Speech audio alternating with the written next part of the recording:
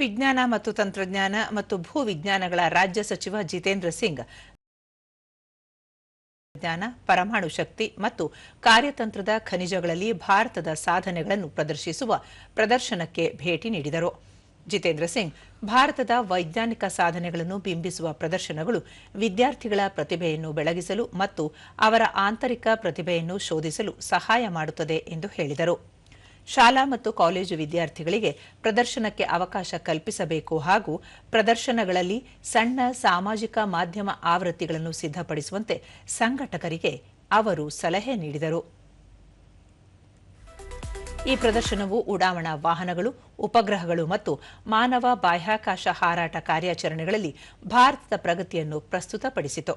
ಇದು polar satellite launch vehicle, geosynchronous satellite launch vehicle ಮತ್ತು LVM-3 ಸೇರಿದಂತೆ ದೇಶದ ಉಡಾವಣಾ ವಾಹನಗಳ ಸಮೂಹವನ್ನು ಬಿಂಬಿಸಿತು.